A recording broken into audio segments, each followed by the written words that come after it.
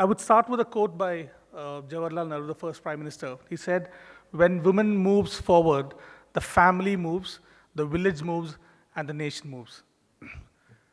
With this, I would like to play a small video of what Hurun does globally and what we do mean to us.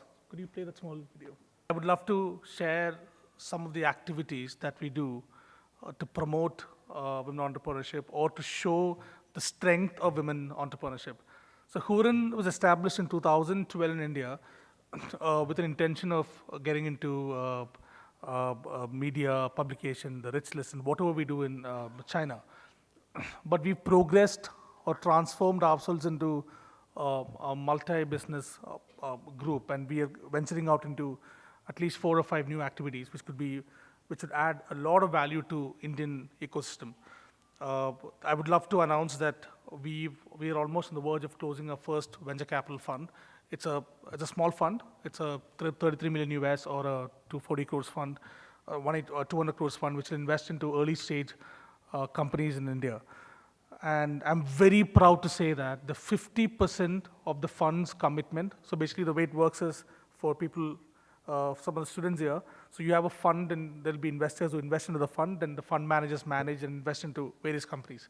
So the 50% of the investors into the fund is basically women. So I think it's a very unique fund, and we're very fortunate that we started our investment journey through such a statement. So that's a venture capital fund, and we would start investing from August to September. Currently, the structuring activities are going on. Then another interesting point that I would like to share is we have a property called Hurun Horses, which basically invests money into portfolio of horses. And it's a small fund. It's a 6.5 crores or a 1 million US fund, and we've been investing since last year. And I'm again very happy to say that the first horse that we invested into is a female horse.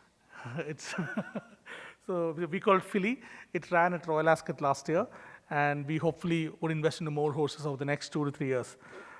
The next activity or the next property that we are actively developing is Hurun Hub, which is basically you would have heard of co-working spaces. One thing that we believe is into a co-working ecosystem, our network and our access to investors and family offices in China and India, if we can bring that to the co-working ecosystem, that can add a lot of value to the companies that rent out spaces in our co-working environment.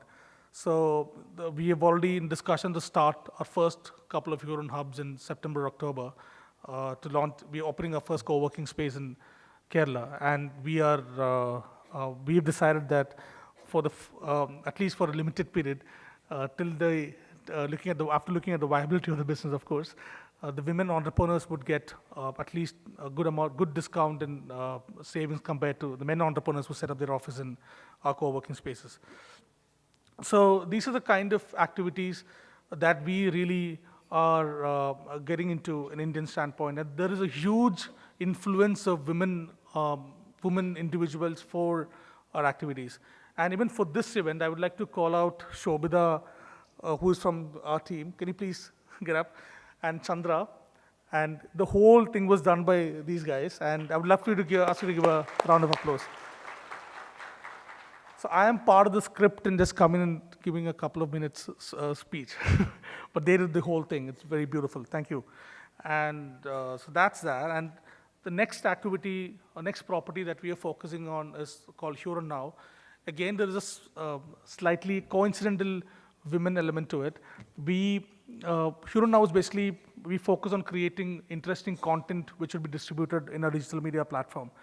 So the video that was made in the Hurun Now platform is again something on women. We're going to set up our office in Mumbai this month.